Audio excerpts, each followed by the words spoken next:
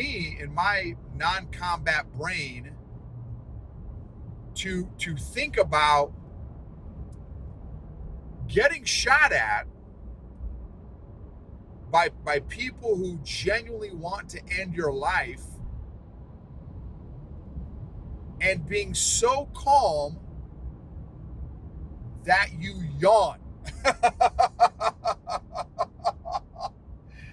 That is another level of calm in my non-combat brain, y'all. That is I mean, legit. It's hard to wrap my bean around. But welcome to the EQ Gangster podcast, where you will learn practical tools to grow your mental and emotional health and intelligence to be the best version of yourself, both at work and at home. It is real, raw, and transformational. The journey of emotional growth isn't easy, but it's worth it. I believe in you.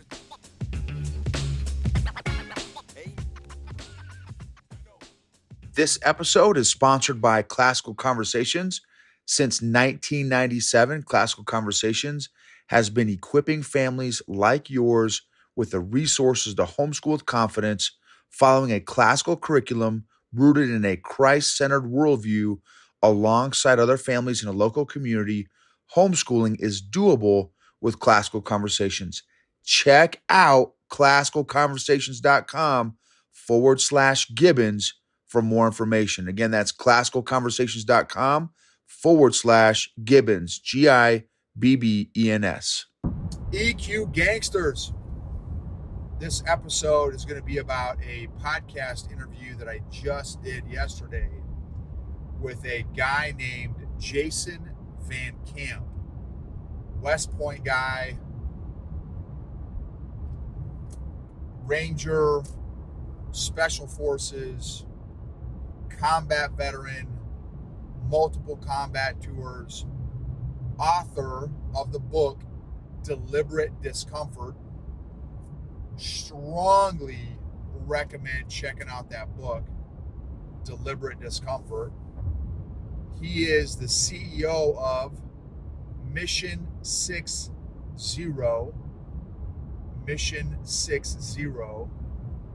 and I'll have to do the editing and all that kind of stuff, so I don't know when it's going to come out, but man, when it does, when you see it pop up, strongly encourage you all to listen to that episode. I wanted to share some of my insights that I gleaned from just talking to him. So, again, I was kind of fangirling a little bit because his book is just mind-boggling. And if you don't have time to physically read it, just get it on Audible. The way he breaks it down, he kind of shares a story, or will have one of his other SF Special Forces buddies share one of their most uncomfortable stories from combat, and then he provides some insights based on that story. And then he has what's called SOF to Science. SOF stands for Special Operations Forces. So he'll have a SME, a subject matter expert, share some insights on that story. So it's awesome. It's fascinating. It's multiple levels of lessons, and from a learner's perspective, man, it's just, I love it. It's amazing. And one of the first things I noticed about this guy, and I didn't know him from school, he's a little younger than me, is there's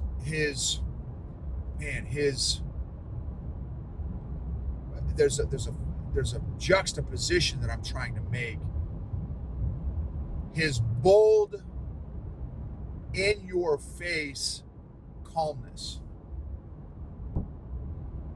So obviously, if you've been listening to my podcast for any length of time, I am fairly wide open, especially when you meet me. First time, I love people, and so I love meeting new people. That's one of my strengths, is woo.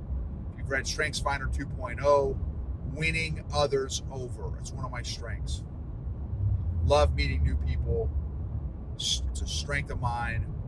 So boom, I greet Jason. I'm like, bro, what's up? Right, my normal way that I greet people, and he was loudly calm, fascinating, and so, but just a mental note, observation, right? Paying attention to the nonverbals, not what's being said. I mean, not only what's being said, but what's also not being said. And boom. So now I start jumping into the interview, asking him questions about his combat experience and his lessons from combat.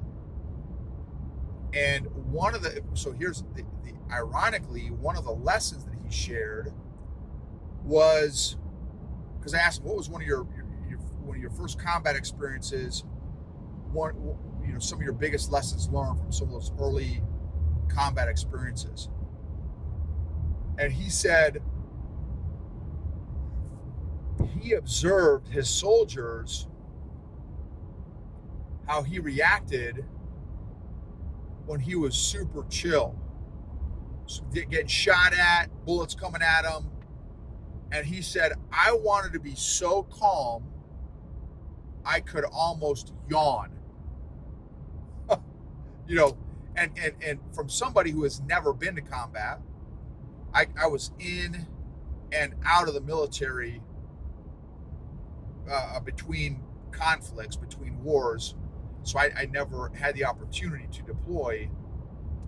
And, I did obviously a lot of training exercises and stuff, but nothing, I've never been shot at. And so for me, in my non-combat brain, to think about getting shot at by people who genuinely want to end your life and being so calm that you yawn. That is another level of calm in my non-combat brain, y'all. That is, I mean, legit. It's hard to wrap my bean around, but the irony is that's what I experienced when I greeted him. Here's Mr. Energy. Boom, I'm showing up at a level 10 energy, and he shows up, and it's not like he didn't have energy. It's just he gave me back the energy in a very, very calm, but still strong, still bold, still powerful way, but just calm. It was fascinating. So it's not like he was a deadbeat. He's very engaging, amazing guest, and you'll hear why. Here's another observation. He's an amazing storyteller, which is a whole nother point I want to jump on in a second. But I got to experience that combat calmness, if you will, that yawn calmness in real life. And it was fascinating hearing him again talk about it from a combat grid. And he said, when I saw my men, he said, when the bullets started flying and we were getting shot at, he said, I wanted to be the first guy that they look at. I want to be the first guy that they look at as soon as the bullets start flying at us. He said, because I wanted to be the picture, the model for cool as a polar bear's belly button limp. He didn't say that line. I said that line. And so I thought, man, that is powerful. And I thought, well, that's how I am as a dad with my kid when she was a little kid. And boom, she bumped her knee, or, I remember one time when she was 4, we were over visiting a friend, and they had this kind of older home, like legit old house, kind of almost historical house. And they had this old metal bucket that almost looked like it came with the house. I didn't look inside the bucket, but there's these, the pail where the handle for the pail, the metal parts were sticking out inside the bucket. My daughter stepped in the bucket and like did a nice 2 to 3 inch gouge.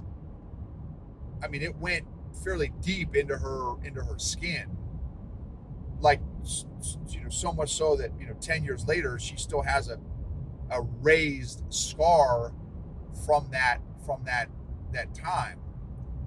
So, and of course, the first thing that she did when she stepped in there, and again, I didn't see what happened at the moment because her foot was in the bucket, but she immediately looked up at me, and I could see, okay, so she did something, like, hurt herself some way. I didn't know to the extent.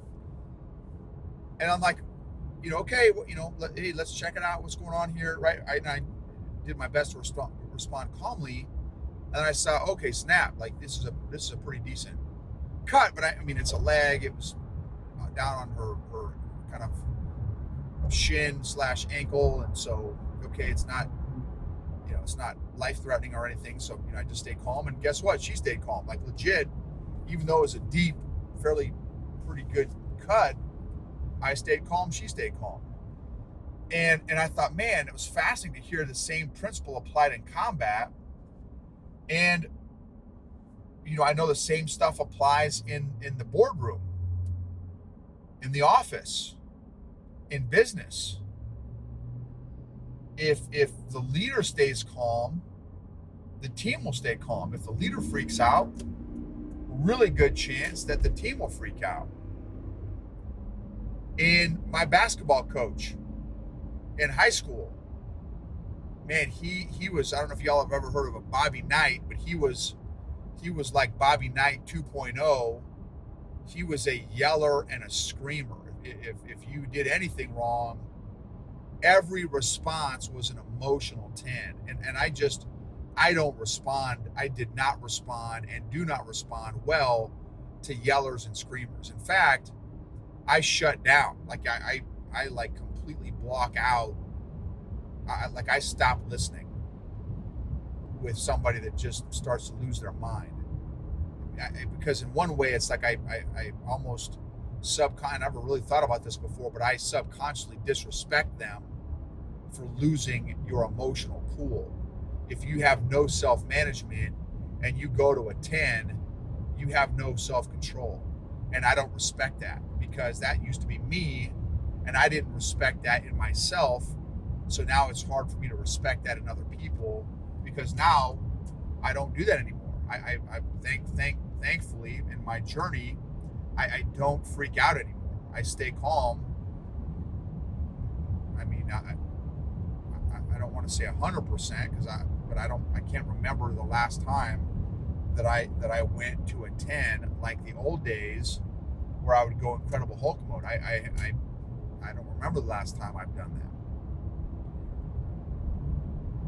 So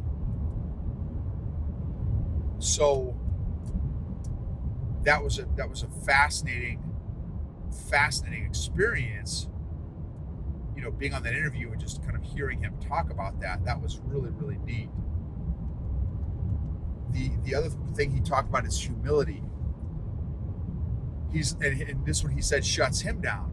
Anytime he hears anybody go into brag mode, he's like, he's like, I can't stand it. I literally stop listening.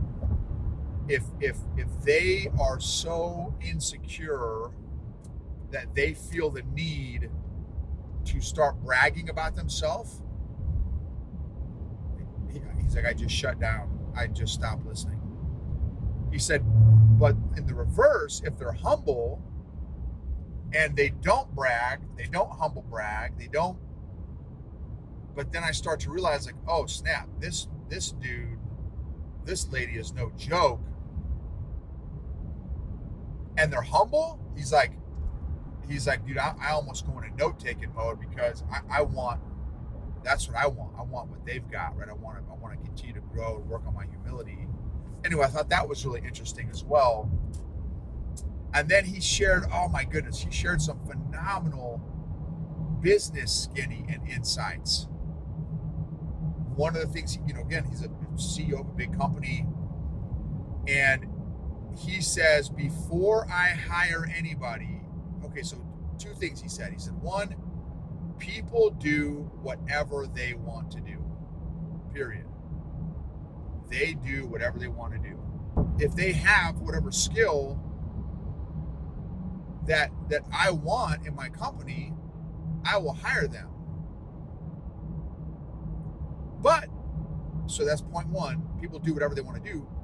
Point two is, but before I hire them, they have to demonstrate that skill, that passion, that desire with competence for at least 2 weeks before I'll hire them. He said, I have hired so many people. Oh, I love this. I love, fundraising. I'm great at raising money, or I'm great at spreadsheets, or I'm great at da-da-da. And I would just hire him and say, okay, great. Go raise money or for his nonprofit, or go build me spreadsheets about A, B, C, and D. And, a month later, 2 months later, 5 months later, there's no money for the fundraising and there's no spreadsheets. I'm just using those two as examples. And so he's like, now you have to demonstrate to me that you have that skill set that you say you have for at least 2 weeks before I'll even consider hiring you. I thought, man, that's someone who's been a business owner for a while, right? So, the Robert Kiyosaki approach, hire slowly, fire quickly. Hire slowly, fire quickly. And then the John Maxwell, who says, train them or trade them. Train them or trade them. If they're not trainable, teachable, then get rid of them. So anyway, so he just shared some phenomenal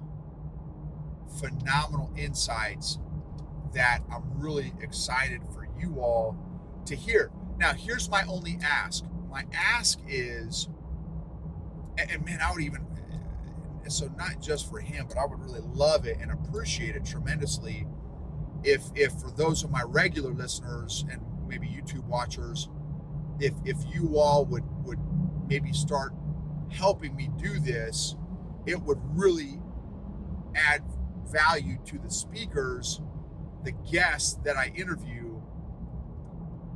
Obviously, this is an ask, so this is obviously not a requirement. It's not a prerequisite. It's just an ask for me to you all as the guests or as the audience that hopefully is getting value from the people that I bring on, is if you could email me or social media me, DM me on one of the platforms, at least one takeaway that you got from each speaker that I interview, it would mean a tremendous amount, not just to me, but also the guests, because I would love to pass on the feedback and the takeaways that you all are gleaning from each of the guests that I have on. It would really mean a lot. And so specifically, the reason why I'm bringing this up is because Jason asked, hey, I'd love to hear any feedback that you get from any of your audience on what they got from this interview. He said, I really enjoyed the interview. You had some really good questions. I would love to hear kind of what your audience thought about the interview. So anyway, if you remember, or if you can just get in the habit maybe of just one quick takeaway, zap me on, DM me on one of my IG, Instagram, or YouTube, or Facebook, or LinkedIn. It would really mean a lot. And again, specifically too with Jason's episode, that would mean a lot to me also. So thank you all. super stoked for this episode to come out. Again, give me some time. I don't know exactly when it's going to drop, hopefully sooner than later, but definitely be on the lookout for it when it does drop, because it's got some really good, phenomenal insights. Again, the book is Deliberate Discomfort, and his company is mission60.com. He also has a nonprofit. I think it's called Warrior Rising. Don't quote me on that, but I'm pretty sure that's what it's called. That's his nonprofit, Warrior Rising. Thank you for rating, reviewing, subscribing, sharing. Love being on this journey with you all. Emotionally healthy leaders create emotionally healthy cultures and organizations, which lead to maximized and optimized results, outcomes, performance, and engagement.